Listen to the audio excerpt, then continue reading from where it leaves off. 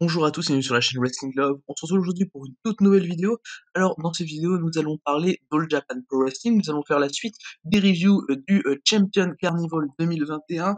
Nous allons parler cette fois-ci donc du jour 3 du Champion Carnival, qui est un show qui s'est déroulé donc le 11 avril. Donc, vous voyez la suite que fait All Japan. C'est le 9 première journée, le 10 deuxième journée, le 11 troisième journée. Le show du 11 avril qui est sorti en VOD sur le JPW TV. Donc, c'est-à-dire qu'il n'a pas été diffusé en live, qui est sorti le lendemain. Et que donc je me suis maté dès que possible pour cette vidéo, parce que vous savez, je dis dès que possible, parce que j'ai toujours, parce que en plus, en cette WrestleMania Weekend, j'ai 10 000 shows à mater, enfin voilà, pour vous donner l'idée, je me suis fait en 6 jours l'équivalent de 48 shows, donc bon, c'est assez compliqué, hein, comme vous en doutez, mais voilà, j'arrive donc à suivre ce Champion Carnival 2021 sans problème, qui est pour l'instant très bon, et comme nous le prouve, donc ce troisième show de Champion Carnival, d'ailleurs ça m'a un peu surpris en parlant de ça, qu'il était en VOD, étant donné les affiches qu'il y avait dedans, même si, surtout un Suama 12 qui avait servi il y a quelques mois d'une affiche de championnat Triple Crown à laquelle j'avais d'ailleurs mis 5 étoiles, donc vous vous doutez, c'est un match qui m'a hypé à fond, ce Suama contre 12, et d'autant plus en sachant que depuis le début de l'année, j'ai mis -4 à tous les matchs solo de Suama, et voilà, enfin c'était une très belle carte pour un show en VOD, on va pas se mentir. Et donc on va commencer avec l'undercard de ce show avant les matchs de championnat, donc on avait 3 matchs par équipe, 2 matchs par équipe et un match solo, pardon, pour l'undercard. Donc la première fois qu'on n'a pas 3 matchs par équipe en undercard de ce Champion Carnival 2021. L'opener, donc c'était un 6-man tag team match avec Dan Tamura, Hikaru Sato et Akira Francesco qui affrontaient Atsuki Aoyagi, Rising Hayato et Izanagi. Donc voilà, encore assez surpris de voir Izanagi, membre de Purple Haze, en équipe avec des mecs de Nextream, donc le clan de Kento Miyara, Nextream. Et donc le match en lieu est vraiment bon, c'est un opener qui est vraiment bon, qui dure 9 minutes, on a une victoire de Tamura, Sato et Francesco. C'est logiquement Hikaru Sato qui gagne le match, on rappelle, Hikaru Sato, il a gagné les 2 premiers undercards qu'il a fait, et il va challenger Shima pour le championnat junior dans un show du Champion Carnival, donc moi ça me paraît logique qu'il gagne ses undercards, mais c'est vraiment un bon opener. Francesco est toujours très cool dans le match, il y a des très bons échanges, le match est pas trop long, vraiment, c'est typiquement l'opener que j'aime beaucoup voir dans les shows, ça m'a vraiment plu. Atsuki Aoyagi est pour moi le MVP de ce match, il fait clairement une très très bonne performance. Atsuki Aoyagi, un peu comme d'habitude, hein, vraiment, c'est pour moi un des meilleurs juniors de All Japan, et même un des meilleurs juniors tout court, hein. Atsuki Aoyagi, il est vraiment excellent, et le finish est très logique, donc avec la victoire d'Hikaru Sato, et je suis hypé de plus en plus aussi au passage par le Shima contre Hikaru Sato pour le championnat junior. Vraiment, c'est une affiche qui vend du rêve sur le papier, Hikaru Sato étant un des meilleurs juniors de la All Japan Pro Wrestling selon moi, surtout en ce moment où il a un petit push et il m'intéresse vraiment beaucoup personnellement. Hikaru Sato, il a pu faire équipe à nombreuses reprises avec Suama depuis la séparation des Violent Giants, notamment dans des matchs que je trouvais toujours assez intéressants, qui était donc en vue de la préparation des matchs de Triple Crown de Suama, mais voilà, ça reste vraiment, selon moi, un très bon match pour commencer le show. C'est un 3,25, voilà, pas plus, selon moi, je peux pas mettre plus que 3,25 parce que c'est vraiment le match typique d'undercard, mais c'est personnellement moi ce que j'aime voir en opener, et donc on a eu la victoire de Tamura Sato et Akira Francesco. On va maintenant pouvoir passer au deuxième match du show. Le deuxième match du show, c'était donc la suite des Trial Series de Ryuki Honda, donc des matchs solo de Ryuki Honda. Il a 7 matchs en tout, et là c'était son 4e match solo, hein, de ces séries à Ryuki Honda. Il a affronté nul autre que l'ancien champion junior heavyweight Koji Iwamoto. Ça a duré 8 minutes, on a eu une victoire de Koji Iwamoto par soumission. Alors personnellement, j'ai beaucoup aimé le match, j'ai mis la note de 3,25. Le match est très bien pour moi pour continuer donc ces séries de Ryuki Honda. Bon, j'avais bien aimé contre Ichikawa, voilà, ça reste toujours très bien les matchs solo dans la série de Ryuki Honda. J'avais bien aimé, mais également il semble que c'était contre Yoshitatsu, j'avais vraiment bien aimé également. J'ai bien aimé le fait que le match se finisse par soumission également. Moi, pour moi, ça vraiment montre clairement la supériorité d'Iwamoto. Et de toute façon, Ryuki Honda, il a ses séries que pour apprendre, et moi, je trouve que le finish par soumission me va totalement. Et Iwamoto est très très bien pour faire briller son adversaire également, et il l'a montré là. Ryuki Honda reste un bon underdog dans le match, mais subit beaucoup dans le match, que je trouve assez logique. Et c'est un bon petit match solo qui permet de redresser un peu Koji Iwamoto en ce moment, parce qu'il est plus dans le jean, tout ça, enfin voilà. Et pour moi, c'était vraiment vraiment un bon match d'undercard. Encore une fois, c'est pas fantastique, donc voilà, je peux pas mettre plus que 3,25, hein, mais ça reste vraiment bon dans ce que ça veut faire, et selon moi bien booké. Et du coup voilà pour ce deuxième match du show remporté par Koji Iwamoto.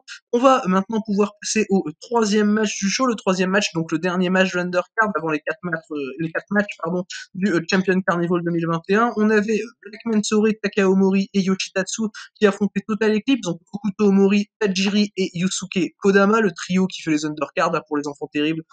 pour les enfants terribles, pour Total Eclipse, pardon, les enfants terribles, c'est l'ancien clan, l'ancêtre, on va dire, de Total Eclipse.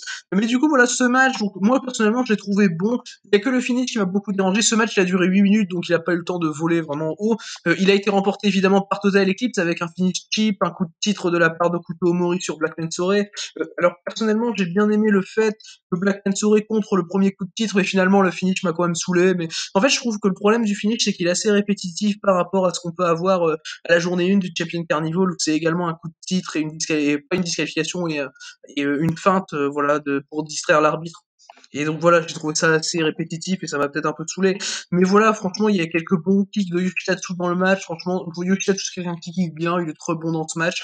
C'est peut-être même mon MVP. Voilà, malheureusement, on voit toujours pas assez Yusuke Kodama selon moi. Le match reste bon. C'est le moins bon match du show, évidemment, à cause du finish, qui m'a vraiment dérangé, mais j'ai quand même mis 3 étoiles parce que l'inring du match est bon. Il y a rien à reprocher sur ce plan-là, en tout cas.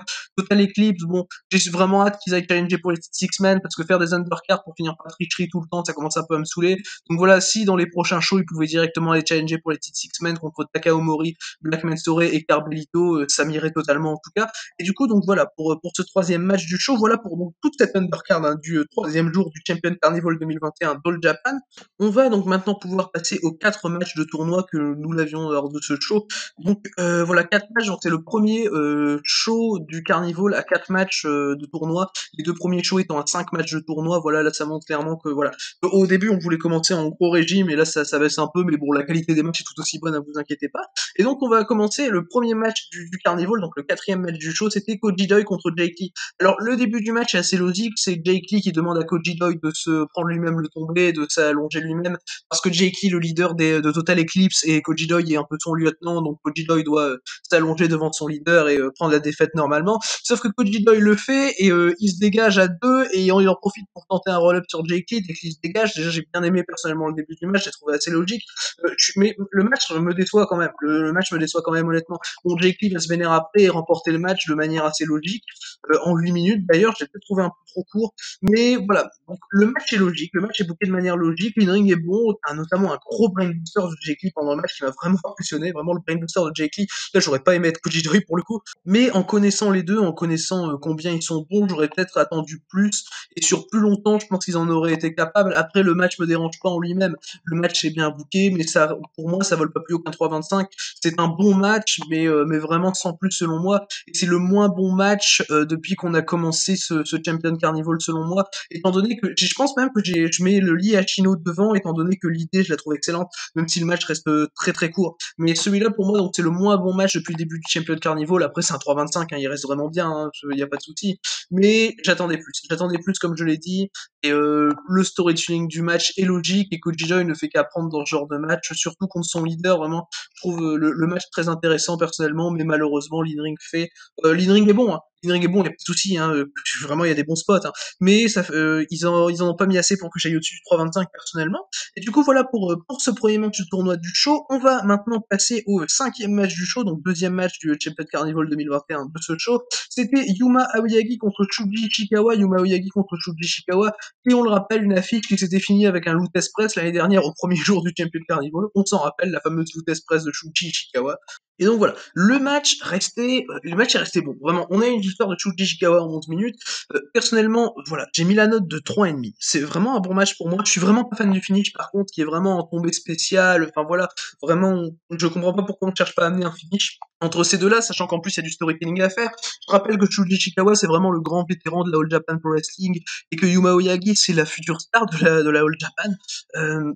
Mais donc je comprends pas. Pourquoi on ne cherche pas à amener un finish? Pourquoi on ne cherche pas à amener un storytelling intéressant? Yuma est un bon underdog dans le match, et vraiment, il y a des trucs qui sont très bien dans le match. Il y a Shuji Ishikawa qui cherche vraiment à détruire Yuma Oyagi, vraiment, il lui fout un gros body slam sur l'apron. J'avais limite peur pour le dos de Yuma Oyagi. Et derrière, il va sur l'apron et il fait un double foot stomp sur Aoyagi qui est à l'extérieur du ring, il saute de l'apron de Ishikawa. Ça, j'ai trouvé ça très impressionnant. Mais même à ça, pour moi, le storytelling est pas assez poussé dans le match qui reste brutal, hein, et c'est pour ça que je mets 3,5. J'ai vraiment bien aimé le match quand même.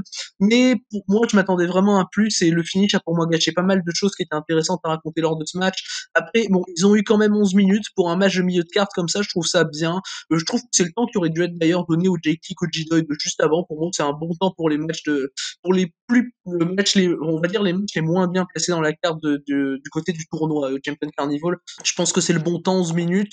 Après, le match reste très cool et vraiment Ishikawa est vraiment stiff sur quelques moves et vraiment assez impressionnant. Donc, comme je vous l'ai dit, cette séquence avec l'apron que j'ai particulièrement adoré durant le match. Donc voilà, c'est Shuji Ishikawa qui a remporté le match par roll-up. Enfin voilà, ce qui était selon moi un peu dérangeant, sachant que surtout si tu veux faire gagner Ishikawa, fais-le défoncer la gueule de Yuma, le petit jeune et tout, fait des retours intéressants et puis Ishikawa qui réussit quand même à gagner. Mais pour moi, ça m'intéresse pas personnellement. Après, bon oui, il y a du storytelling dans le match, mais pas de manière assez poussée au point d'en arriver à un finish vraiment qui rappelle ce storytelling, ce qui m'a un peu dérangé personnellement. Mais du coup, voilà pour ce match donc de Champion Carnival remporté par Shuji Ishikawa en un peu plus de 11 minutes. On va maintenant passer au pré-main event du show. Le pré-main event du show qui était également un match de tournoi, c'était Kento Miyahara contre Shotaro Ashino. Donc pour rappel, c'était mon match préféré du Champion Carnival de l'année dernière. Donc j'avais quand même de grosses attentes sur ce match, sur ce Miyahara Ashino, car oui, je suis le seul ovni dont le match préféré du Carnival de l'année dernière, ce n'est pas la finale entre Miyahara et Zeus, mais moi c'est le Miyahara Ashino, mon match préféré de l'année dernière. Je l'avais adoré, même si j'ai évidemment adoré la finale. Hein. Mais du coup voilà, j'étais vraiment hype par ce match. Il a duré 12 minutes et j'ai mis quand même la note de 3,75.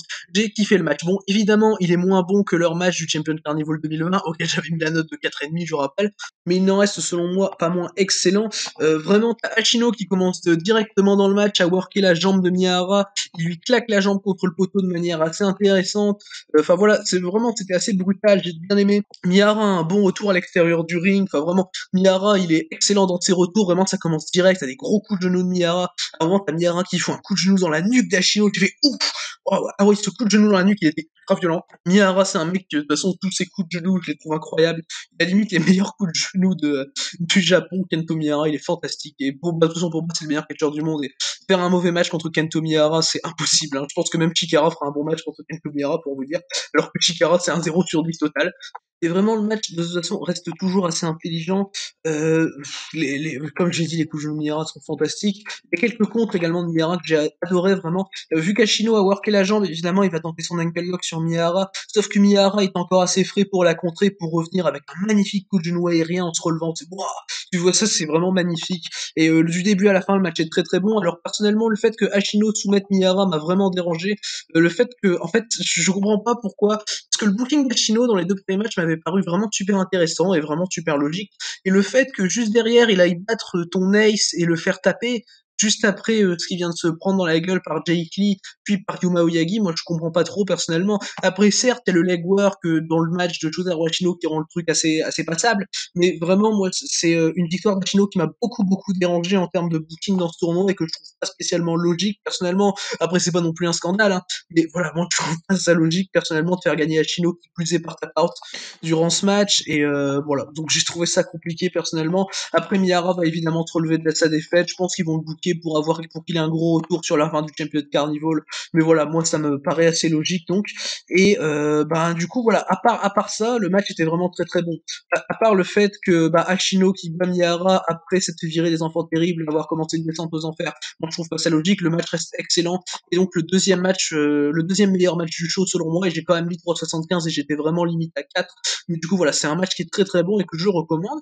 On va maintenant pouvoir passer au main event de cette troisième journée du Champion Carnival 2021. Main event qui était, comme je l'ai dit un peu plus tôt dans la vidéo, le rematch d'un match de championnat Triple Crown qu'on a vu en octobre dernier et auquel j'avais mis la gentille note de 5 étoiles.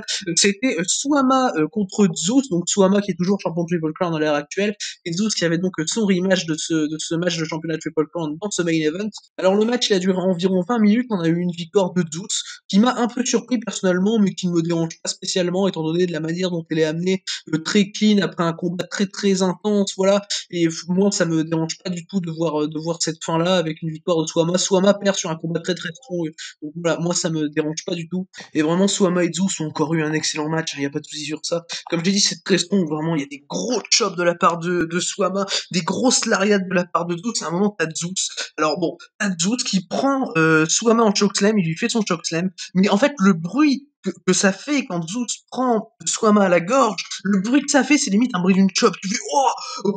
J'étais vraiment pas prêt au fait que ça se passe ce bruit-là. C'était vraiment ultra style ce match. T'as les grosses germanes également pendant le match de la part de Swama qui sont nocelles derrière par Zeus. Et des nocelles sur un match aussi strong que ça, moi ça va pas me déranger. C'est typiquement le genre de match où les nocelles me dérangent pas, ce Swama de Zeus. Mais enfin voilà, le match est excellent. Il y a du bon storytelling.